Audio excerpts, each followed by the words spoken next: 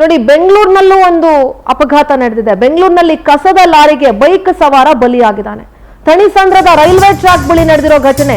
ಈ ಕಸದ ಲಾರಿಗೆ ಇನ್ನೆಷ್ಟು ಜನರ ಬಲಿ ಬೇಕಪ್ಪ? ಒಂದು BMTC ಇಲ್ಲ ಕಸದ ಲಾರಿ ಬೆಂಗಳೂರಲ್ಲಿ. ಇನ್ನೆಷ್ಟು ಜನರು ಬಲಿ ತಗೊಳ್ತಿರೋ ನೀವು ಗೊತ್ತಾಗ್ತಾ ಇಲ್ಲ.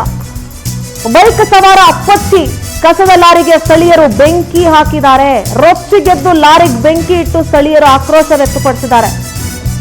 ಘಟನೆಯಲ್ಲಿ ಯಾರದ್ದು ತಪ್ಪು ಅನ್ನೋ ಮಾಹಿತಿ ಇನ್ನೂ ಕೂಡ ಸಿಕ್ಕಿಲ್ಲ. ಈ ಬಗ್ಗೆ ಹೆಣ್ಣೂರು ಠಾಣೆ ಪೊಲೀಸರು ಪರಿಶೀಲನೆಯನ್ನ ನಡೆಸ್ತಾ ಇದ್ದಾರೆ. ಬೈಕ್ ಸವಾರ ಕಂಪ್ಲೀಟ್ ಅಪ್ಪಚ್ಚಿಯಾಗೋಗಿದ್ದಾನೆ. ಬೆಂಗಳೂರಿನಲ್ಲಿ ಕಸದ ಲಾರಿಗೆ ಬೈಕ್ ಸವಾರ ಬಲಿಯಾಗಿದ್ದಾನೆ. ಈ ಹಿಂದೆ ನೆನಪಿಸ್ಕೊಳ್ಬಹುದು ವೀಕ್ಷಕರೇ, ಕಸದ ಲಾರಿಗೆ ಈ ಹಿಂದೆ ಕೂಡ ಬಲಿಯಾದಂತಹ ಘಟನೆ, ಸಾವಾಗಿರುವಂತಹ ಘಟನೆ ಸಾಕಷ್ಟಿದೆ. ದೃಶ್ಯಗಳಲ್ಲಿ ಗಮನಿಸ್ತಾ ಇದ್ರು. ಒಂಥರ ಈಗ BMTC ಅವ್ರಿಗೆ, ಕಸದ ಲಾರಿ ಓಡಿಸೋರಿಗೆಲ್ಲ ಏನಂದ್ರೆ ತುಂಬಾ ಹೈಟ್ ಅಲ್ಲಿ ಕೂತಿರ್ತಾರಲ್ಲ, ಕೆಳಗೆ ಜನ ಯಾರು ಓಡಾಡ್ತಿದ್ದಾರೆ ಅನ್ನೋದು ಕಾಣಿಸಲ್ಲ. ನೋಡಿ, ಜನರು ಬೆಂಕಿ ಹಚ್ಚಿದ್ದಾರೆ ಲಾರಿಗೆ. ಯಾರ್ದು ತಪ್ಪು? ಬೈಕ್ ಸವಾರನೇ ರಾಂಗ್ ರೂಟಲ್ಲಿ ಬನ್ನೋ ಏನೋ ಅನ್ನೋದು ಗೊತ್ತಾಗಿಲ್ಲ. ಆದ್ರೆ ಈ ಕಸದ ಲಾರಿಗಳು ಮತ್ತೆ BMTC ಇವರೆಲ್ಲ ಸಿಕ್ಕಾಪಟ್ಟೆ ರ್ಯಾಶ್ ಡ್ರೈವಿಂಗ್ ಮಾಡ್ತಾರೆ ಅನ್ನೋದೇನು ಸುಳ್ಳಲ್ಲ.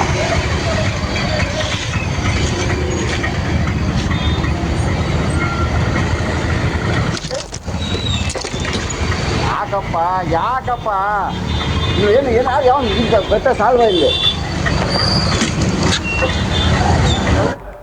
ನಮ್ಮ ಪ್ರತಿನಿಧಿ ಶಶಿಧರ್ ದೂರವಾಣಿ ಸಂಪರ್ಕದಲ್ಲಿ ಜಾಯ್ನ್ ಆಗ್ತಾ ಇದ್ದಾರೆ. ಶಶಿಧರ್, ಬೆಂಗಳೂರಿನಲ್ಲಿ ನಾವು ಸಾಕಷ್ಟು ಬಾರಿ ಗಮನಿಸಿದ್ದೀವಿ, BMTC ಅಥವಾ ಕಸದ ಲಾರಿ ಸಾಕಷ್ಟು ಜನರನ್ನ ಬಲಿ ತೆಗೆದುಕೊಂಡಿದೆ. ಇವತ್ತು ಕೂಡ ಅಂಥದ್ದೇ ಘಟನೆ ನಡೆದಿದೆ. ಆದ್ರೆ ಬೈಕ್ ಸವಾರಂದು ತಪ್ಪೋ ಅಥವಾ ಲಾರಿ ತಪ್ಪೋ ಅನ್ನೋದು ಇನ್ನೂ ಕೂಡ ತನಿಖೆಯಿಂದ ಹೊರಗಡೆ ಬರಬೇಕು.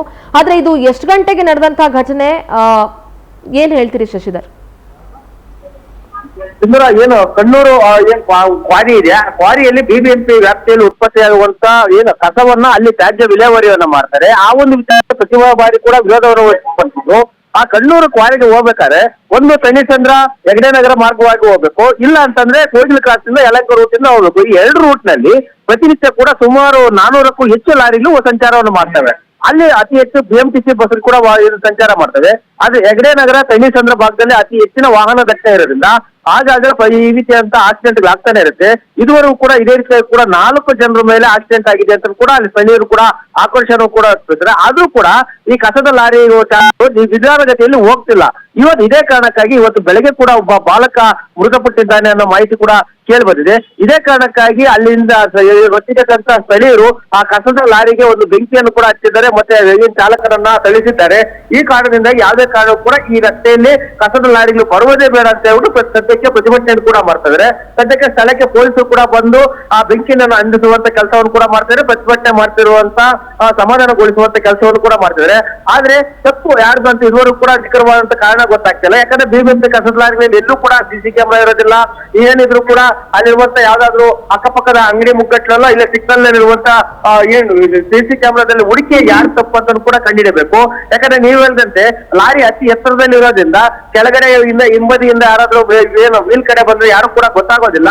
ಮತ್ತೆ ಅವರು ಕೂಡ ಮಿರರ್ ನೋಡ್ಕೊಂಡು ಚಾಲನೆ ಕೂಡ ಮಾಡಲ್ಲ, ಮುಂದೆ ಇರುವಂತ ರಸ್ತೆಯನ್ನ ಮಾತ್ರ ನೋಡ್ಕೊಂಡು ಹೋಗ್ತಾ ಇರ್ತಾರೆ. ಹಲವು ಕಡೆ ಎಲ್ಲೂ ಕೂಡ ಏನು ಸ್ಪೀಡ್ ಕೂಡ ಇರೋದಿಲ್ಲ. ಈ ಕಾರಣದಿಂದಾಗಿ ಒಂದಷ್ಟು ಲಾರಿ ಕೂಡ ವೇಗವಾಗಿ ಹೋಗ್ತವೆ. ಹೀಗಾಗಿ ಒಂದು ಅಚಾನಕವಾಗಿ ಒಂದು ಅಪಘಾತ ಆಗಿ ಒಬ್ಬ ಬಾಲಕ ಮೃತಪಟ್ಟಿದ್ದಾನೆ. ಹೀಗಾಗಿ ಒಂದು ದೊಡ್ಡ ದುರಂತ ಅಂತ ಕೂಡ ಹೇಳ್ಬೇಕು.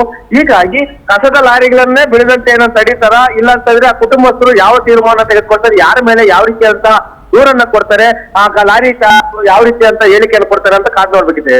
ಓಕೆ, ಥ್ಯಾಂಕ್ ಯು ಶಶಿಧರ್ ನಿಮ್ಮೆಲ್ಲ ಮಾಹಿತಿಗಾಗಿ.